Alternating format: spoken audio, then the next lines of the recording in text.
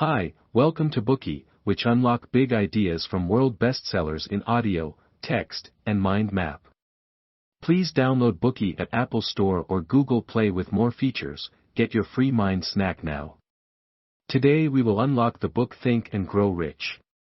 One day, in the early years of the 20th century, in Orange, New Jersey, United States, a visitor came into Thomas A. Edison's office. The guest looked a bit like a homeless person being worn out after a long and arduous journey. He introduced himself as Edwin C. Barnes. He expressed his long-standing wish to be Edison's business partner. Edison later recalled that something on Barnes' face conveyed determination. He was someone who would not give up until he achieved his goal. From his previous experience of dealing with people, Edison had learned that when someone's desire was so forceful that they would stake their entire future on their success, they were bound to succeed. Edison allowed Barnes to stay, but only as a peon and not as a business partner. Nevertheless, Barnes didn't reckon that his work was unskilled. Instead, he held himself to lofty standards. And a few years later, he finally got his wish. He became Edison's true business partner and found himself working in the same room he had blundered into when he first met Edison. This is the story at the start of Think and Grow Rich. The anecdote tells us that a person's success is a function of their desire. The more intense their desire, the surer their success. How strong was Barnes' passion for success? When he was determined to become Edison's business partner, he didn't know this famous scientist, nor did he have the money to travel to the city where he was working. Facing these two difficulties, most people might have already given up their plans. But not Barnes. His desire was so strong that he climbed on a freight train to reach the destination and finally stood before Edison. When you build up determination, you can overcome any seemingly insurmountable obstacles. Think and Grow Rich is a book about effective thinking. It could be described as a book about the passion for success. In the title, the word rich has multiple connotations. Beyond wealth and financial success, these riches also include spiritual, mental, and bodily estates. Since it was first published in 1937, the book has sold more than 70 million copies worldwide and has influenced the paths of countless lives. The book's author, Napoleon Hill, was a pioneering motivational expert seeking to identify the principles of success. As the work's first edition has now become dated, it was edited and revised in 2004 by Arthur R. Pell, who has a Ph.D. in philosophy. He replaced some outdated stories and anecdotes with more contemporary examples. The book, in its updated version, is now widely available and remains enduringly popular. As Hill tells it, the Steel King, Andrew Carnegie, was formative in the book's genesis. Carnegie had asked Hill, a journalist at the time, to identify and interview 500 successful people with the aim of discovering their common traits and, ultimately, to share this precious secret of success with the world. Hill was delighted to accept the task, and, in the end, he interviewed more than 500 people, including important figures such as Edison, Ford, and Roosevelt. Additionally, he studied and analyzed the life stories of 25,000 successful people to eventually isolate the recipe for success that Carnegie believed must exist. With it in mind, he wrote this book, inviting you to think and grow rich. Next, we will reveal to you the best parts of the book. We have split it into two sections. Part 1, The Desire-Driven Path to Success. Part 2, Protecting the Desire-Driven Path to Success. What is the effect of desire? Desire can give you an intense yearning to achieve a goal. You will have the motivation fueled by an overwhelming eagerness to move towards a successful endpoint. This kind of passionate motivation is not quite the way we normally do things. We usually get things done through what can be described as a plan-driven path to success. Before doing anything, we will formulate a plan, and once the plan is established, we expect it to guide us toward success. However, Hill disapproved of this method and proposed that being desire-driven is the secret to success and all kinds of wealth. In the story we mentioned earlier, Barnes' desire is not just a hope, nor a mere wish, but a desire that keeps throbbing and surpasses everything else. It is both lucidly clear and rock solid. No ifs or buts. Barnes is convinced he will work with the greatest inventor on the planet. The desire-driven path to success has several important steps. Conceiving an idea is the foremost step, the first rung on the ladder. Take skyscrapers for an example. A high-rise building will have been born as an idea in some capitalist's mind before it became an architect's idea. Without ideas, there will be no will to act, and many famous buildings would not exist. What you want and what you get can grow from the simplest idea. Afterward, the desire becomes incorporated into the idea.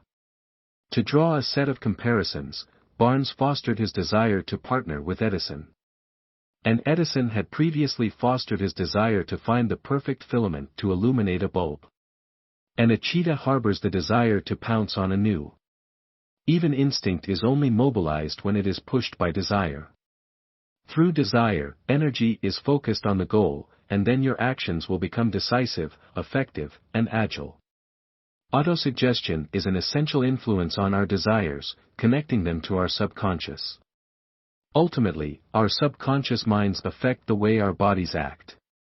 On a practical level, this insight is one of the most important aspects of the book. We will need to elaborate on it. We cannot consciously regulate the subconscious, which has both positive and negative effects on our behaviors. Although it cannot be actively steered by our will or our instincts, it can be indirectly influenced because it responds quickly to stimuli. Previously, we have unlocked the Bookey of Daniel Kahneman's thinking, fast and slow. Hill's argument about the unconscious is similar to Kahneman's two mental systems. Most of the time, Kahneman's System 1, representing instinct and the unconscious, looks after day-to-day life without the slower mental process. It won't generate things like thoughts, questions, or analyses. These rational thought processes are System 2, representing the conscious mind. System 2 is responsible for strategic thinking, decision-making, and problem-solving. The rational you of System 2 is who you want to be or how you currently perceive yourself. Let's imagine you want to embark on a significant undertaking and have an ambitious plan for it. This will require System 2 to be dominant. But, unfortunately, most of the time, it is System 1 that affects your mind and that motivates your activity. Suppose you desire to achieve that big scheme. In that case, you need to restrain and override the intuitive System 1 with the rational System 2. It requires much willpower. However, there is a problem. Willpower is limited, easily depleted, and cannot be relied upon. System 1 evolved over millions of years. By contrast, System 2 came in at a later evolutionary stage when the size and capacity of the brain expanded as people evolved from apes into Homo sapiens. It was relatively quick, over only a few thousand years. Therefore, System 1 is more ingrained and more influential. It explains why we often fail to realize the rational plans formulated in System 2, they are thwarted by the imperatives of System 1. Fortunately, there is something like a back door connecting the two systems. And this is the subconscious mind that can act as a component of System 1 which System 2 can affect. Suppose System 2 aims to help you achieve your desired outcomes. It can use clever seduction to influence and build up a stronger desire in the subconscious mind. In this way, over time, the subconscious indirectly influences System 1 and makes your body's intuitive spirit heed your rational desires. The seductive element is the autosuggestion we already mentioned. Autosuggestion is the equivalent of repeating out loud to yourself 100 times per day, I want to make $1 million. Or, I love that person. I want them to notice me. By keeping saying it over and over with conviction and conjuring in your mind what success will look like, you can nudge your subconscious. However, your subconscious will know whether your desire is genuine, so don't try to fool it. Communicate persistently with your subconscious. Offer it your sincere desire, and it will not ignore you. Does it sound like pie in the sky? Well, it's true. And it really works. This method is the foundation of this book. Let's get back to our steps on the path to success. After we start using autosuggestion to tame the subconscious, we need a secondary means to allure and influence it more.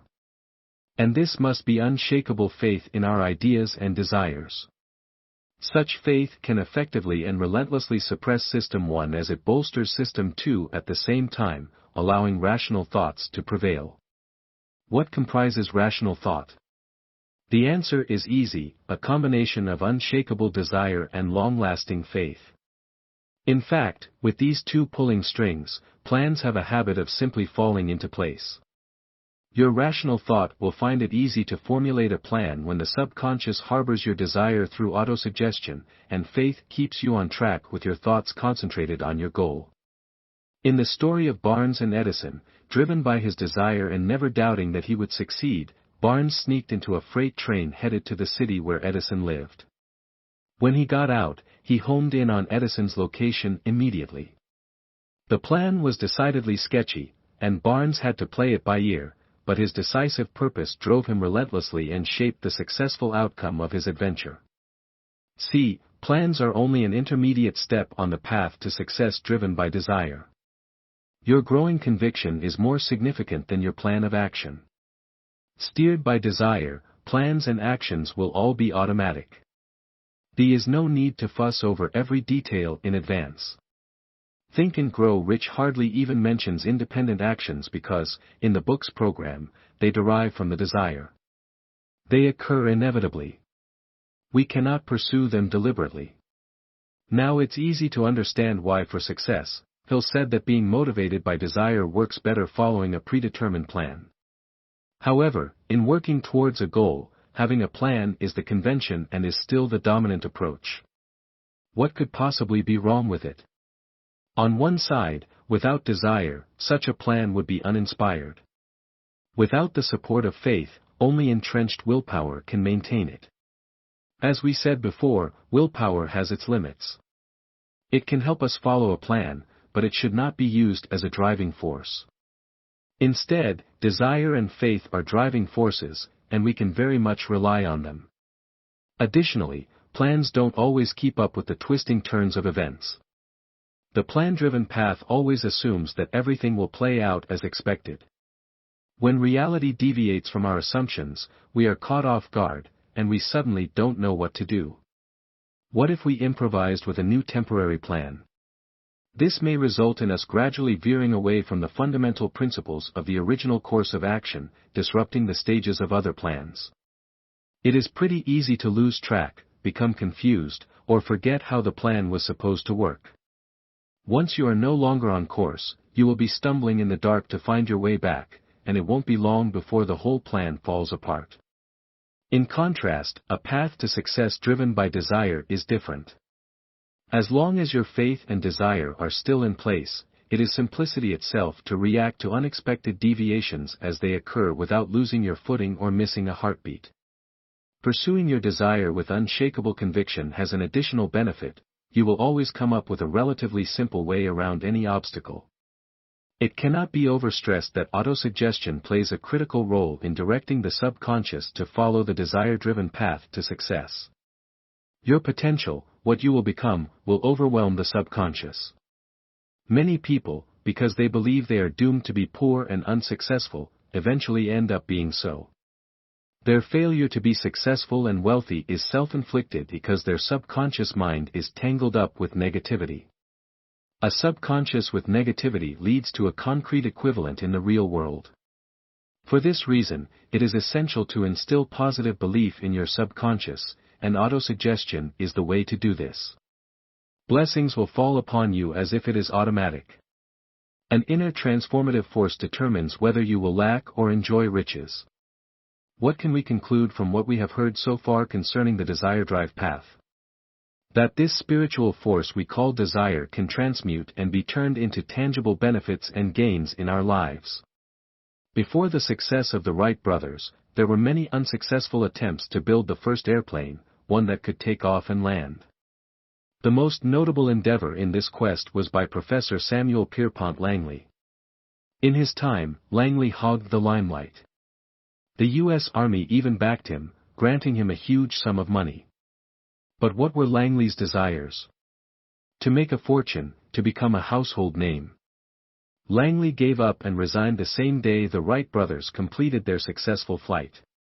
Langley was no longer fated to be the first man to fly.